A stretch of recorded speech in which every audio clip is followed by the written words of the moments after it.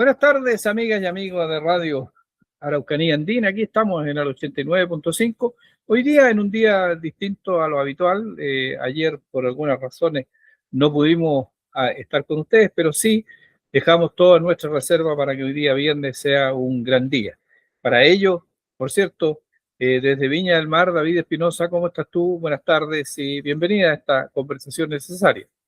Gracias, Juan Carlos. Un saludo a los oyentes, a los auditores y un gran saludo que sea no solamente por el día de hoy, sino por el día de mañana. Ah, El día de mañana, 14 de febrero. Entonces, usted sigue el capital en todas las cosas que se inventan. absolutamente, yo creo que el amor es más fuerte. Eso sí, sin lugar a dudas, ¿ves? O sea, sigue también las sendas del Papa extinto. Juan Pablo II. Y es una verdad que el amor debe ser más fuerte que nada. Eso.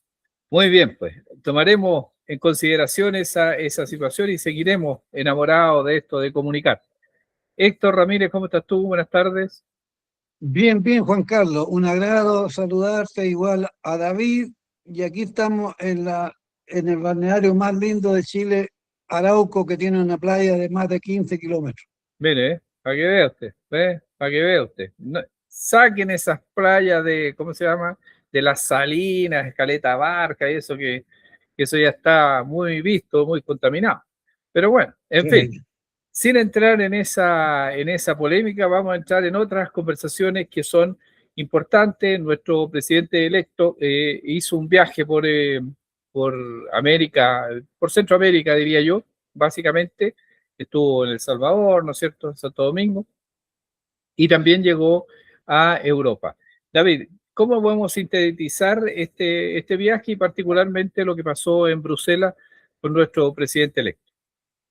Yo diría que fundamentalmente que la visita del presidente electo Kast a Bélgica definió unos aspectos que no había hablado hace mucho tiempo acá en Chile, como la parte política e ideológica. Y allá definió lo que es una batalla cultural política, como defensa de la vida, de la familia, la libertad de culto y la educación. Ahora, en esa reunión, no fue una reunión especial o cualquiera, fue una reunión con la derecha más extrema del mundo, sobre todo de Europa, ¿no? Y, por ejemplo, estaban en la reunión y aparte coincidieron en el vuelo de Madrid hasta Bélgica con el Santiago Abascal, presidente y líder del Vox, partido de ultraderecha, ¿no? Que participó junto a CAD en el evento de Grupo de Conservadores y Reformistas Europeos, SR, un grupo político de derecha, y de los Patriotas de Europa, otra agrupación que representa valores tradicionales, ultraconservadores y de la derecha dura, donde se enfatizaron valores que ya se repiten como familia, libertad y verdad. Vox es un partido de derecha, ¿no? Es un referente ideológico europeo de la nueva ola conservadora o la llamada ultraderecha. El partido también de derecha, el partido tradicional de derecha, ya es el PP o Partido Popular.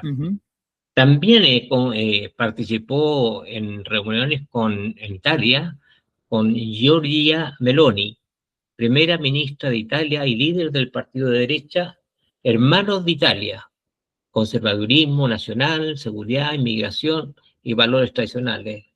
Y es una de las figuras más influyentes en la derecha europea. Pero la figura más importante que tiene Europa de derecha es Víctor Orbán, que es primer ministro de Hungría. Es un hombre clave en la derecha nacionalista europea, con una ideología nacionalista, conservadora, política estricta de inmigración y de seguridad. Ha sido objeto de múltiples acusaciones relacionadas con las prácticas de corrupción, la falta de transparencia durante su largo mandato en Hungría desde el 2010. Aquí casi se alinea con la idea de una batalla cultural.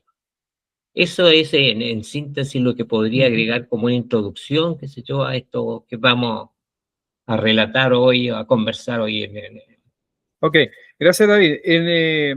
Simplemente entiendo, como para dar un marco teórico a esta conversación y establecer situaciones, porque obviamente, Héctor, estos mensajes, dentro de lo que a nosotros nos incumbe directamente, está que él cita y vuelve, como 50 años atrás, a citar de nuevo a Jaime Guzmán como el gran guía, ¿no es cierto?, del sistema neoliberal. Habría que, como quien dice, volver a la parte más dura del sistema neoliberal, lo cual evidentemente amenaza seriamente con la pérdida de algunos o varios derechos sociales adquiridos.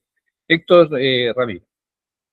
Sí, mira, el CAR representa efectivamente la política de los millonarios del mundo y, y en tecnología los millonarios han hecho un aporte, pero en valores de economía y de valores civilizatorios quieren retrotraer la historia y ponerla en el siglo XIX o el siglo XVIII, Ujú, porque lo que quieren ellos es restaurar. Ellos están contra los avances de la humanidad, sobre todo con la Agenda 2030 de las Naciones Unidas, que son metas para hacer progresar las libertades, para elevar la calidad de vida de la gente que está más desamparada en el mundo y, y también el avance de las mujeres en sus derechos a tener también igualdad de oportunidades con el hombre y también lo que descubrieron los científicos y las Naciones Unidas como un gran peligro para la humanidad, el calentamiento global y la crisis climática. Y para sorpresa de la humanidad y de la fuerza progresista, estas corrientes de ultraderecha están en contra del calentamiento global y el cambio climático, y eso es totalmente absurdo, absurdo, porque esta actividad que ha hecho el hombre de recargar de contaminación el planeta, sin importar la vida humana, está poniendo en peligro la existencia misma del planeta, de la especie de seres vivos, tanto animales, humanos, como vegetales.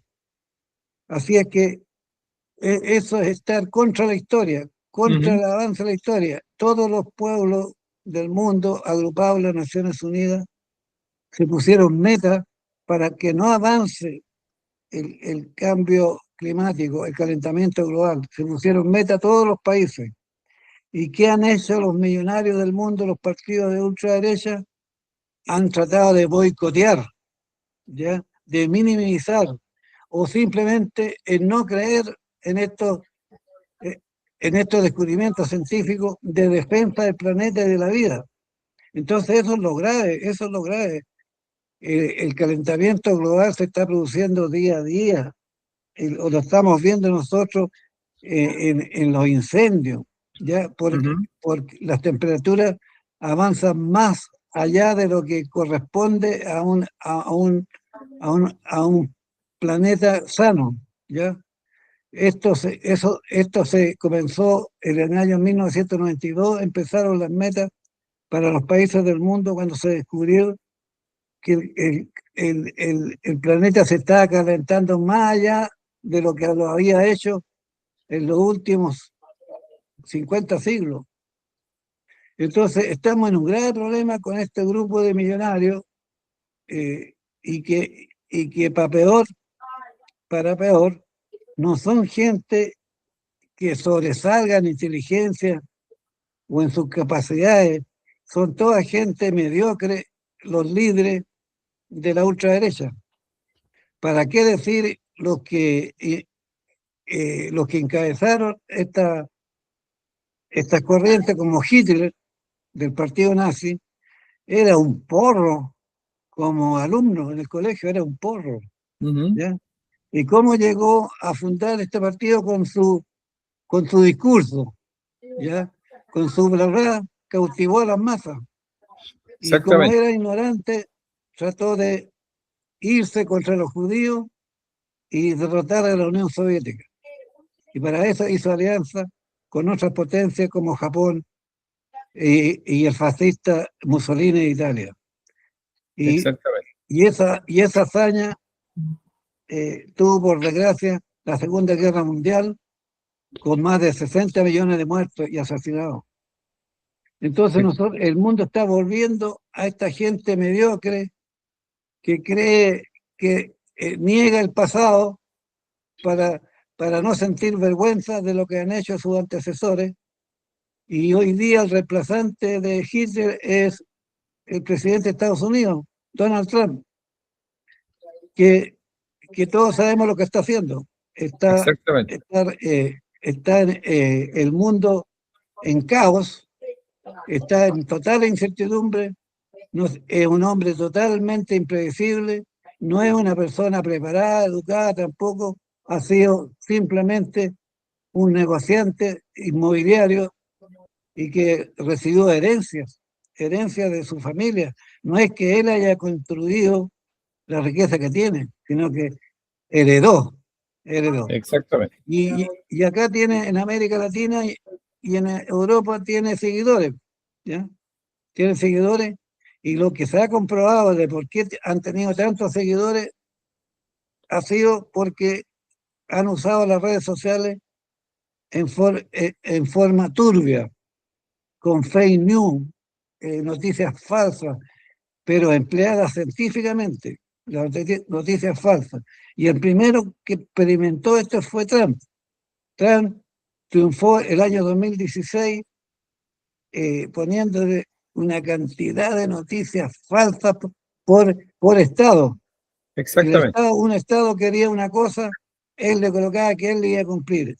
Si otro Oye, estado quería cosas distintas, él colocaba en las redes sociales que él iba a arreglar esos problemas. Eso por el momento, compañero. gracias, compañero. Mira, un poco ahondando en el tema y antes de darle la palabra a David, tendríamos que decir de que evidentemente las declaraciones de Bruselas no son tan simples y no son declaraciones que uno pudiese tomar jocosamente. Evidentemente, lo dije en un comienzo, que se había tratado, ¿no es cierto?, de reponer o reinventar o renacer, ¿cómo se llama?, al líder de este movimiento, Jaime Guzmán, y él ofreció que nuestro país volviese a ser una especie de laboratorio en economía, tanto como lo fue hace 50 años con los Chicago Boys y el exceso de liberalismo. Pero no solo eso, sino que también establece, ¿no es cierto?, situaciones que son preocupantes un poco para todos, en el sentido de que propuso a Chile como líder de un movimiento que contrarreste el peso del Foro de Sao Paulo y del Grupo de Puebla, que son foros mundiales, que uno que está por la conservación y el tema del cambio climático, como muy bien decía Héctor, y el otro que tiene que ver con los derechos humanos y los derechos sociales de la gente. Entonces dice, mira, nosotros no tenemos nada que ver con esos grupos, y ahí donde él explicaba que todos los que tenían que ver con los ecologistas, los naturalistas, etcétera, todos esos movimientos que es lo que hacen o lo que Puno hace por defender, incluso lo dijo, diría yo groseramente, cuando dijo de repente cómo los derechos de una araña van a poder más que los derechos de las personas que quieren desarrollar el país, etcétera.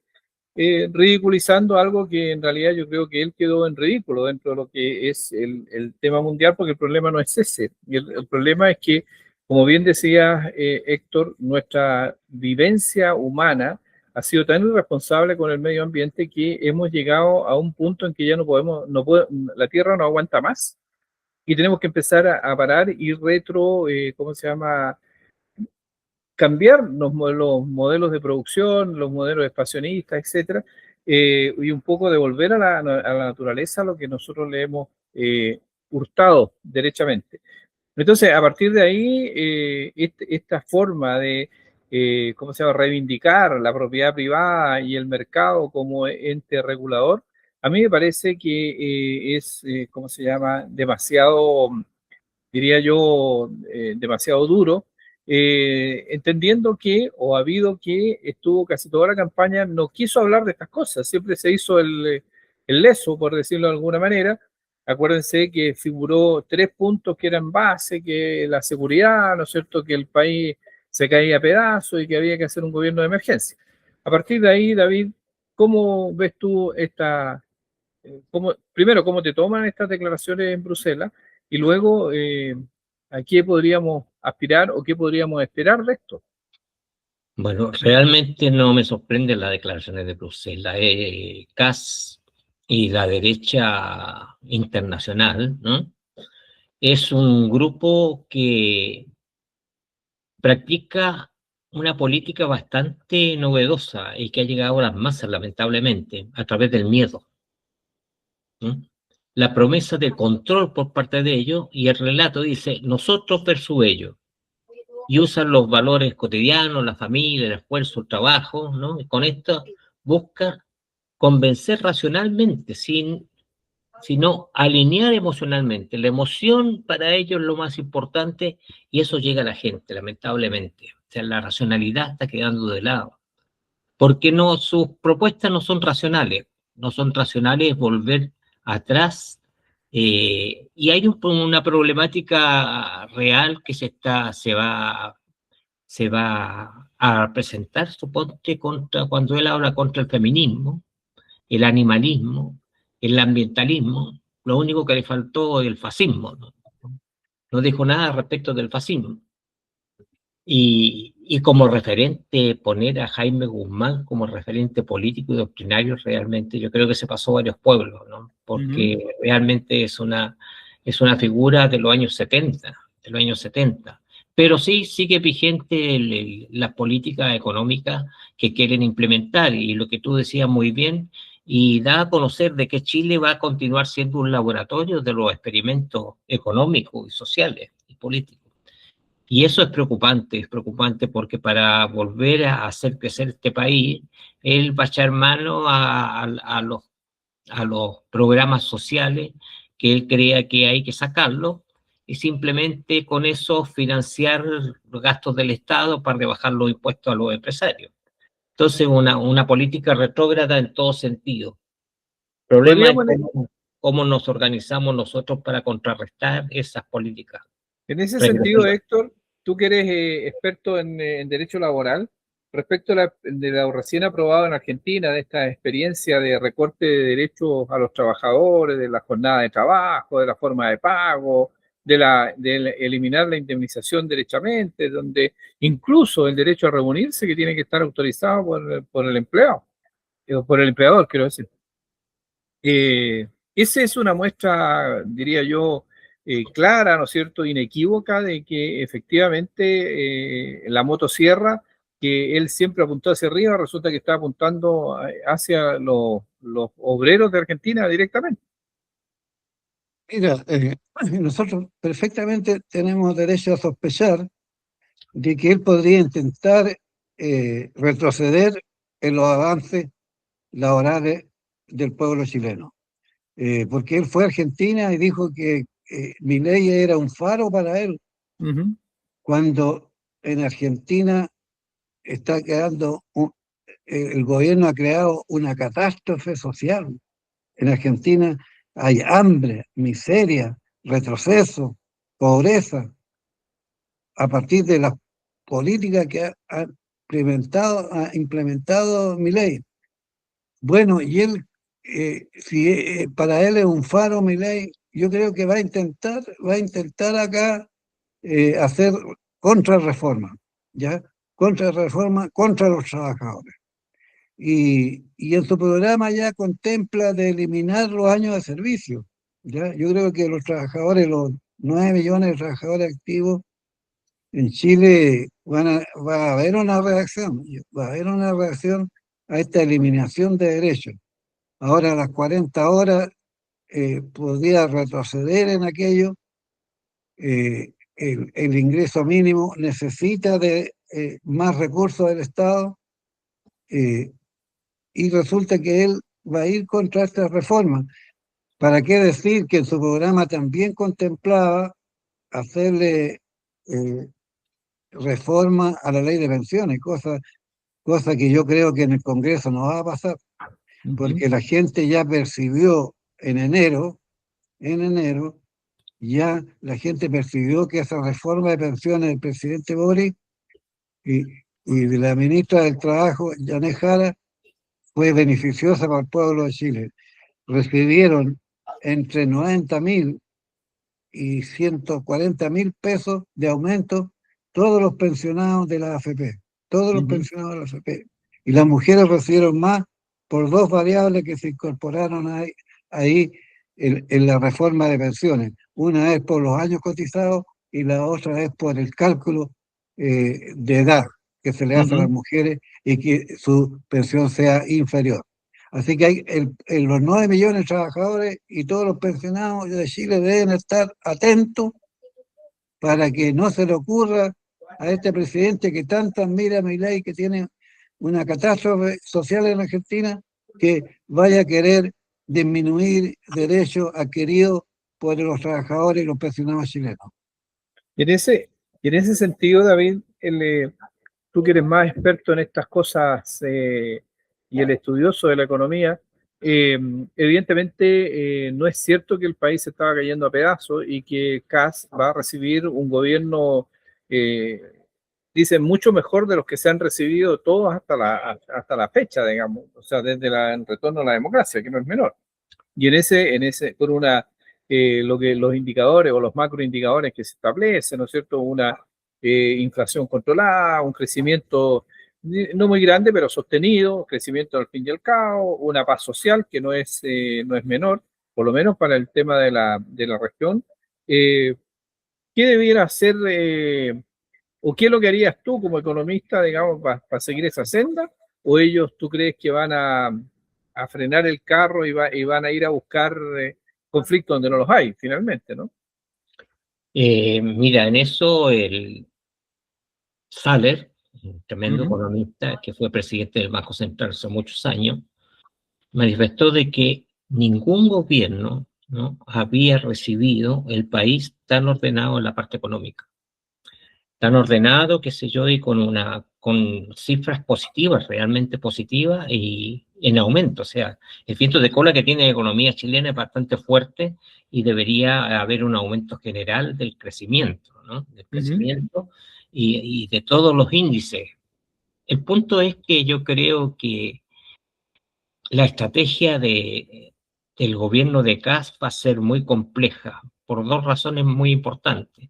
La primera, quien está a cargo de la Hacienda es un economista, sé yo, un tipo que sabe harto, pero estuvo enredado en todas las cosas malas que han pasado, por ejemplo, en la concertación por parte de empresarios para subir los precios, ¿no?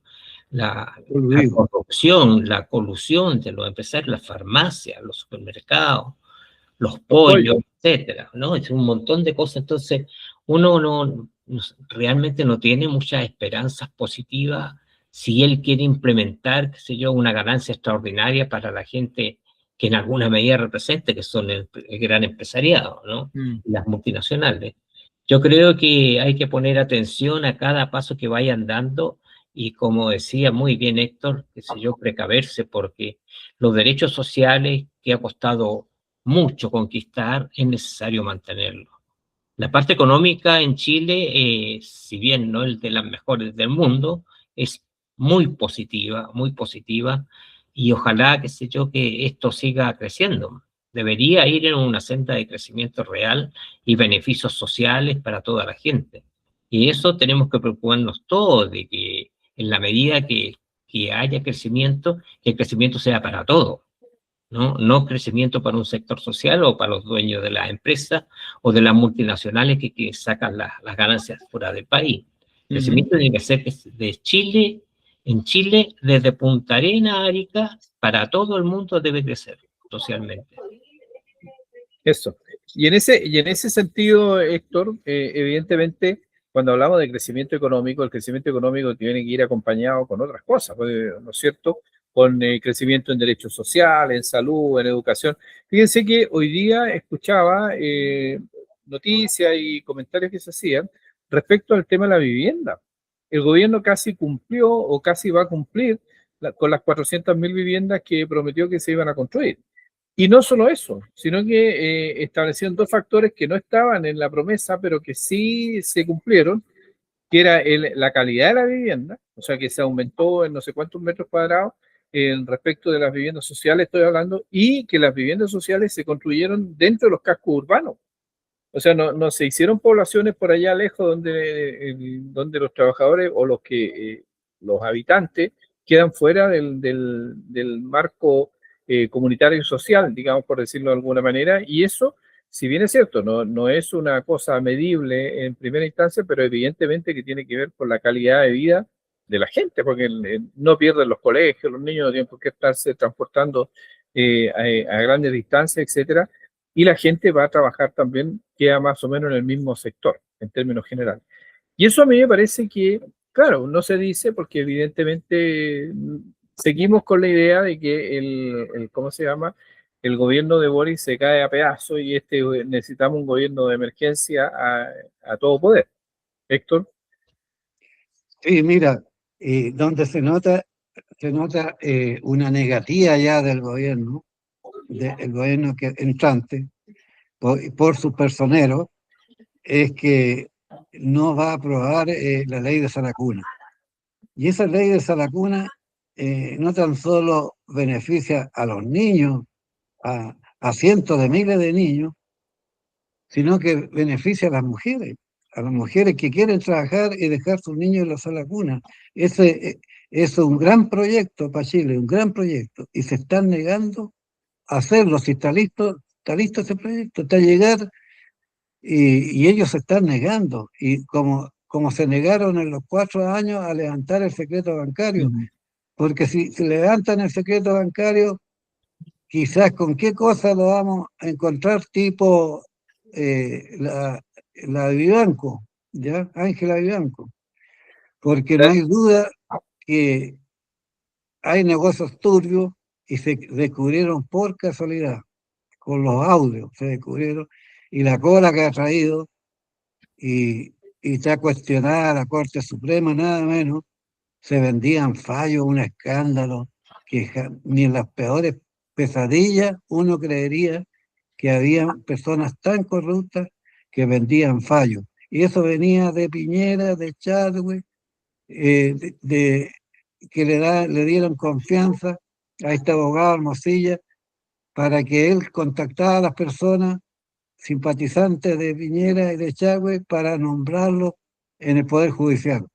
Ángela Vivanco fue de la calle, ella era abogada externa, y no era de carrera, No. y entró y la pusieron ahí de operadora política de la Corte Suprema. Acuérdense que ella fingió un tiempo de vocera de la Corte Suprema, una persona tan corrupta como ella. Entonces, yo creo que ahí está dando una señal, al no querer la derecha aprobar la sala cuna, está dando una señal contra la mujer. Y las mujeres han sido siempre, la derecha han sido enemigas de la mujer, a pesar que la mujer hubo un tiempo que le da un voto mayoritario a la derecha, pero a partir que la derecha ha sido tan negativa para las mujeres, ya las mujeres hace más de 15 años que le están votando para la centroizquierda, mayoritariamente, porque han sido lo peor contra las mujeres. ¿Cuánto tiempo llevamos que no se le paga lo mismo, a un mismo cargo, a un mismo puesto a la mujer que al hombre? A pesar que Bachelet sacó una ley y está en el Código del Trabajo, eso no ha sido materialmente imposible hasta el momento de hacerla cumplir. La violencia de género, eso está a la vista de todo, y todavía ellos se oponen a la reforma que favorece a la mujer. Y así hay montones de reivindicaciones de la mujer, y yo creo que las mujeres se van a movilizar en marzo, porque saben el peligro que tienen que las conquistas no tan solo se deroguen, sino que además se impida la movilización legítima de ellas por sus derechos. Así es que yo creo en ese movimiento que se va a rearticular de nuevo, el gran movimiento 8M. En ese sentido, David, claro, Héctor tocó un tema que es de suyo importante y trascendental, y tiene que ver también con otra cosa, tiene que ver con la educación pública, tiene que ver dónde se inicia el primer eslabón de la educación y la responsabilidad de que tenemos nosotros como país de poder acoger a nuestros niños desde el inicio, por decirlo de alguna manera. Sin embargo, también ese proyecto ley o los estudios que se están haciendo, dice que eso recuperaría del orden de 300.000 mujeres lograrían recuperar su empleo a partir de esta condición.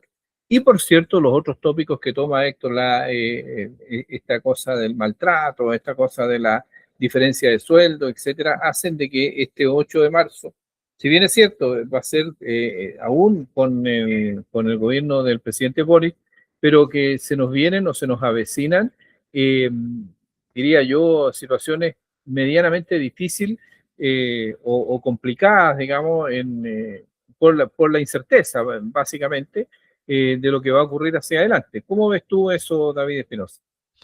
Yo creo que es una piedra angular este proyecto de la sala cuna. Y tiene un efecto de mucho sentido. El efecto, por ejemplo, suponte lo que es la movilidad social.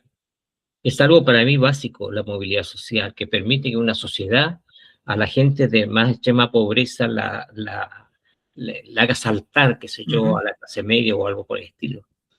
Y con eso a través de la educación, pero la educación tiene que ser de todo el proceso, desde que nace un ser humano, qué sé yo, hasta que egresa de un estudio terciario como técnico, como profesional.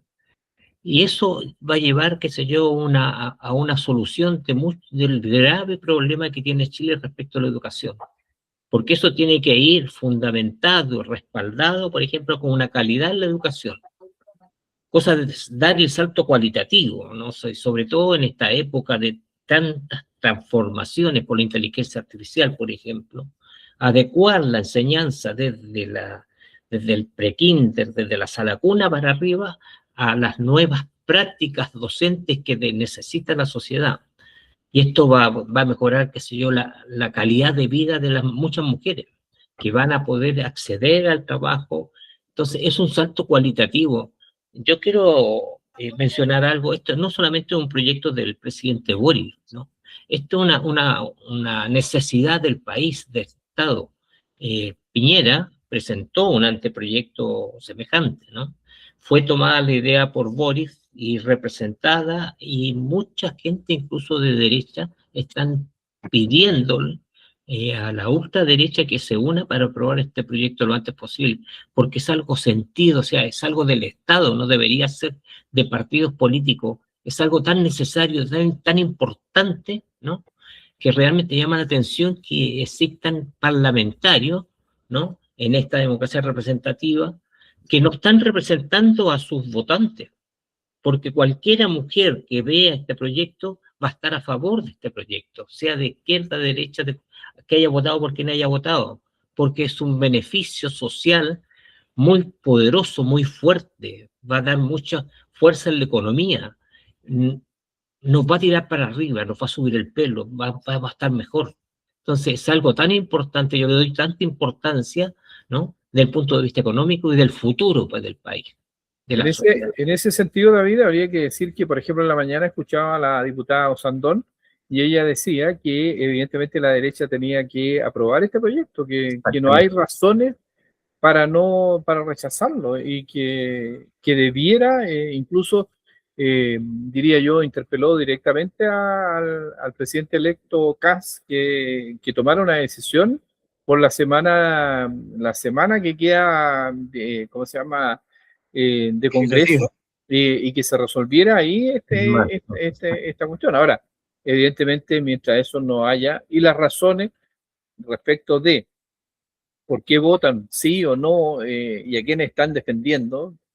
Permítame, mi amigo David, que hay muchos diputados que nunca han representado a sus votantes, sino que ellos van por, ¿cómo se llama?, por intereses oscuros, yo que sé, mezquinos incluso, y que a veces son intereses en contra de sus mismos votantes, porque obedecen a otros patrones y a otras lógicas, al parecer que no es la lógica esencial de la representación que uno pudiese entender o que entendemos todos en términos generales. Pero a partir de ahí vienen cosas que son muy difíciles de hacer. ¿O no, don Héctor Ramírez? No, así es. Yo creo que el pueblo debe estar, comprender que estamos en un periodo difícil cuando se viene un gobierno que no tiene ningún plan ya en su programa para el 99% de los chilenos, no tiene nada, sino tiene un plan para disminuir el derecho, sobre todo a los 9 millones de trabajadores activos, ¿ya? Uh-huh. Estamos en un peligro, como está ocurriendo en Argentina. Es muy grave lo que ocurre en Argentina, ¿ya? Exactamente. Y lamentablemente se aprobó en el Congreso de Argentina la reforma, la contrarreforma contra los trabajadores. Se aprobó la reforma laboral en Argentina. Estos salen con la suya porque tienen poder, tienen como apretar a los parlamentarios, tienen como manipular al pueblo y los representantes, como son los parlamentarios, que lamentablemente en una democracia representativa tienen un cheque en blanco. Lo elige la ciudadanía y se van para allá a convivir con sus colegas, con los dueños de empresas, con los representantes de las grandes empresas, y una vez al mes se dan su vueltecita por su barrio, y eso sería todo. Yo creo que esta democracia representativa hay que ponerle más requisitos al parlamentario. No puede irse con un cheque en blanco y, como ocurrió en Argentina, votar contra los trabajadores. Contra los trabajadores, esa reforma es pro grandes empresarios, y también disminuyeron los poderes para los sindicatos. En Argentina el peronismo le dio gran poder a los trabajadores, le dio harto poder y lo han mantenido, y Milei con esta reforma dejó la negociación colectiva por empresa, igual que en Chile, cosa de quitarle poder a las federaciones y confederaciones. Exactamente. Entonces, está disminuyendo, igual que el plan de José Piñera de Chile. Exactamente. No, Así que los trabajadores tienen que estar atentos, los pensionados tienen, las mujeres, por supuesto, tienen que estar atentas, porque este gobierno no tiene nada para la inmensa mayoría de Chile, no tiene nada, y tiene intenciones de quitar derechos. O sea, sí tiene pues la intención de quitar derechos, Sí, eso al pero parecer. beneficio para la gente no tiene nada. Exactamente. Ahora, David, un poco para ir redondeando el tema, tú dijiste cuando iniciamos esta conversación que a ti no te sorprendía el tema de las declaraciones de Kast en Bruselas, básicamente en El Salvador y también en Madrid con estas cosas de... Pero fíjate que, claro, es peligroso hoy día cuando tenemos un tremendo loco gobernando Estados Unidos. La única respuesta que habría sería la agrupación en ¿cómo se llama? En agrupaciones internacionales, llámese la ONU, la OEA, etcétera. Pero acuérdate que en alguna parte también dijeron de que ellos se ponen hasta retirar de estas organizaciones de países. Entonces, eso nos pone o nos lleva a estar, por ejemplo, hoy día cuando se está discutiendo, no sé por qué se discute, pero en el fondo, respecto a la ayuda humanitaria a, ¿cómo se llama?, a Cuba, y dice, oye, ¿por qué tenemos que estar discutiendo eso si la humanidad es la humanidad? Aquí cuando habían incendios forestales o terremotos, en plena dictadura nos llegó ayuda internacional sin pensar de que estábamos con un dictador de esas características. Entonces, se sigue planteando, incluso hay algunos que son más cercanos a la centroizquierda que están planteando que el Partido Comunista debería dividirse, porque hay algunos que plantean, volvemos con la misma cantinela de siempre, si Cuba es una democracia o una dictadura, etcétera. Es decir, oye, pero cuando ha habido que ponerse dentro de la pobreza cubana, los cubanos han sido bien, diría yo, solidarios con nosotros. Recordemos que en pleno gobierno de Piñera, el gobierno de Cuba aportó un hospital de campaña, que estuvo trabajando un año en Rancagua, un año, a gratuidad completa. Entonces, es decir, a mí me parece que la mezquindad humana en esta cosa es bien compleja, más allá de los índices macro o microeconómicos. David Espinosa. Mira, comparto plenamente lo que tú estás diciendo, sobre todo con respecto a las ayudas solidarias. No debería cuestionarse absolutamente nada. Y reafirmo lo que tú dices, que si Cuba no tuvo ningún problema en mandar ayuda solidaria, estando Piñera, de un signo político totalmente distinto, y enviando un hospital y trabajadores y médicos de primer nivel. Y durante mucho tiempo estuvieron acá y totalmente como una donación gratis. Entonces, esa ayuda solidaria de Cuba no se puede desconocer. Tengo un caso muy patente que fue el de Alaman, ¿no? Sí, Alaman siendo de derecha, ¿no? Una figura clave en esos momentos de derecha que estaba para presidente, tuvo un problema con su hijo que se cayó a la piscina y quedó con bastantes complicaciones. Y aquí no tenía posibilidad de hacerle algún tipo de tratamiento.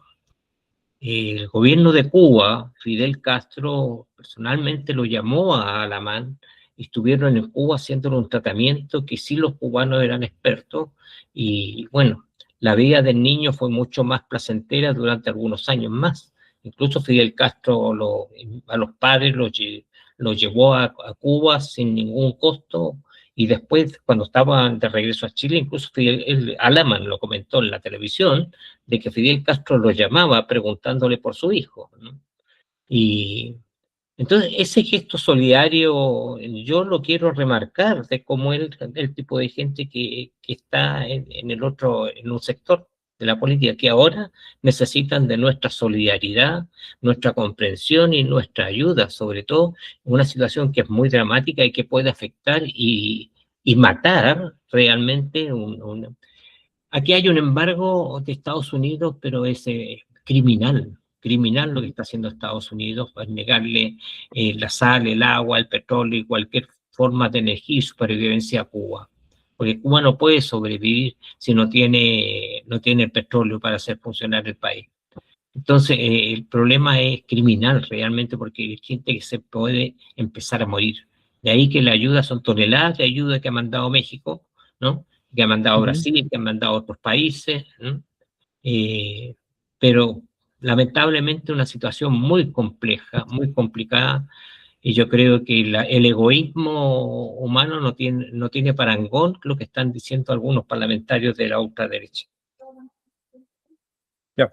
En ese sentido, habría que establecer, por ejemplo, un poco lo que también dijo el exalcalde Jadwe, que decía, yo no entiendo por qué tienen que asfixiar o ahogar a Cuba si se sostienen que el sistema es tan malo. Dice, si es tan malo, se ahogará solo, déjenlo que se ahogue solo, pero no, ¿por qué intervienen tantas fuerzas para que, ¿cómo se llama? Para ahogar ese sistema. Para ir cerrando, Héctor, respecto de este tema. Mira, hay que recordar también muy bueno el recuerdo de la ayuda que le dio al ex senador Alamán, que recordó David. También yo recuerdo que eh, Lavín, el ex alcalde de Las Condes, También. fue a Cuba para el modelo de médico por cuadra y cómo se desarrolla la medicina en Cuba para traerla como modelo a Las Condes y la escuela y la educación. ¿Por qué razón? Porque Cuba, con su pobreza y todo, tiene la mejor medicina del mundo y tiene más profesionales per cápita de todos los países del mundo. ¿Ya? Y el modelo educativo igual, es uno de los mejores del mundo. Entonces, ¿a qué le teme Estados Unidos? ¿Por qué lo tiene en este bloqueo por más de 60 años? No quiere el triunfo de la revolución, no quiere el triunfo. Quiere hacerle creer a América y al mundo de que ellos no saben gobernar. Por no hacer un buen gobierno, están en la pobreza. Y no es por eso, es por el bloqueo ¿qué haces tú si nadie te vende y nadie te compra? Y estás en un barrio que y no podés comprarle a nadie, ni venderle a nadie. Vas a Exacto. morir por inanición. Y en este momento no están funcionando ni los hospitales en Cuba por falta de petróleo. En ese, Entonces, afortunadamente, yo leí que hay un camino de solución. Hay un camino de solución donde Cuba ingresaría a los BRIC. Y al ingresar a los BRIC, ya hay un 40% de la población mundial que está manejada por los BRIC, ¿ya? Porque ahí está China, ahí está Rusia, ahí está India, los países más grandes del mundo. ujú. Entonces ahí va a tener comercio y ahí se terminaría el bloqueo, porque va a tener un amplio margen de venta y compra, importación y exportación. Así que Según, si eso se realiza, va a ser la gran solución. sería una muy buena noticia, pero también como comentario así para cerrar, la prensa internacional establecía dos cosas. Primero, habría que reconocer nosotros a la ELAM, que es la Escuela de Medicina Latinoamericana, que esta escuela ha formado muchos médicos, no solo en Chile, sino que en América Latina, médicos que vienen de sectores tremendamente populares de nuestro país particularmente. Y ellos tienen una brigada que es la que estuvo en Penco y Lirquén por el tema de los incendios forestales y que es un tremendo trabajo. Eso habría que, ya que estamos en esta conversación, recalcar. Segundo lugar, decía la prensa internacional que una vez apresado injustamente el presidente Maduro de Venezuela, resulta que los únicos que defendieron fueron los 34 oficiales del ejército cubano y murieron. O sea, es decir, les costó la vida la defensa de Maduro. Entonces, diría yo, ellos dicen, entonces Trump entendió de que La Habana no está sola. O sea, no es llegar y ir a La Habana porque están los cubanos que estarían dispuestos a morir por esta cuestión, por lo tanto, quedaría, ¿cómo se llama?, un tanto fuera de esta posibilidad, ¿verdad? Que Trump, si uno piensa, ya la podría haber hecho si él fuera tan así.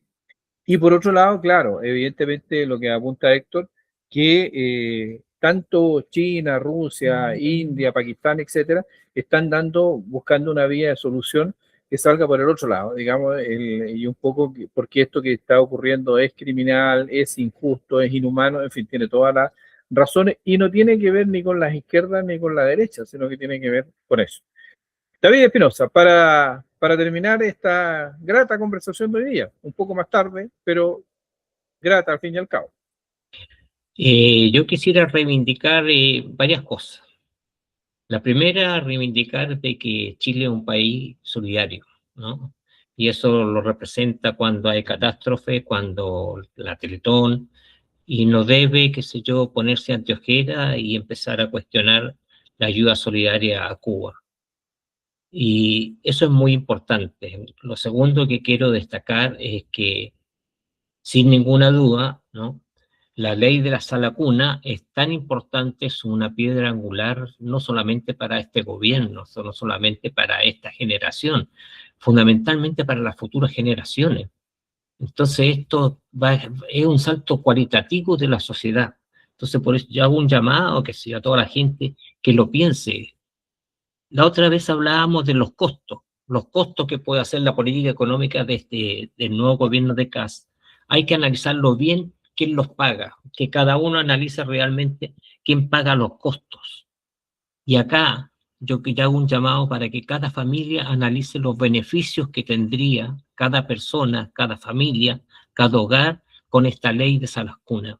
Entonces yo creo que hay que poner en la balanza esas cosas y no un análisis tremendo político ni analítico. ¿Qué significaría una sala cuna donde tú pudieras dejar tu hijo bien cuidado, con buenos profesionales, y tú poder trabajar y estar tranquilo trabajando, qué sé yo, en tu quehacer diario? Es un salto, como digo, cualitativo de la sociedad, como una sociedad solidaria, una sociedad que va en crecimiento, ¿no? Eso quisiera decir finalmente. Gracias, David. Qué bueno que dijiste eso, simplemente para reforzar lo tuyo, porque hoy día una familia o un matrimonio de jóvenes, llevar a su guagua a la sala cuna es carísimo. carísimo. Entonces casi no es posible. Entonces No. las guaguas tienen que andarse ahí repartiendo por los tíos, ya que sea abuelas, etcétera. Y eso evidentemente que tampoco corresponde. Don Héctor Ramírez. Sí, yo comparto 100% lo que han dicho ustedes. Yo creo que, y felicitar al gobierno del presidente Boric por esa ayuda solidaria al pueblo cubano. Yo creo que si hay un pueblo en el mundo que ha sido solidario, ese es Cuba. Miles de cubanos se repartieron por el mundo para alfabetizar a poblaciones donde había mucho que hacer en educación. Han mandado médicos a distintos países del mundo, porque ellos tienen los mejores médicos del mundo. Ahora es el momento de devolverle la mano al querido pueblo cubano. Okay. Y yo creo que sobre la sala cuna, los programas siguientes, sí que estamos vivos, tenemos que seguir hablando de la sala cuna, que se apruebe esa ley, porque es lo que necesita Chile. Ok, don Héctor y don David, debo decirle que la próxima semana no vamos a poder hacer programa por razones ajenas a nuestras voluntades, pero que aprovechen, que vacacionen. Las horas de los pisco sour también son buenas, son gratas, no es por qué. Y a ustedes, muchísimas gracias por estar ahí, por su presencia, por su audiencia y evidentemente también agradecer los comentarios que nos dejan en nuestras páginas. Un abrazo a todos, nos veremos el jueves subsiguiente a las 2 de la tarde en otro tema de conversación interesante que por lo menos creo yo que nos aportan en estas conversaciones necesarias. Hasta el jueves subsiguiente, un abrazo amigos, que estén bien y nos estamos viendo. Chao, saludos.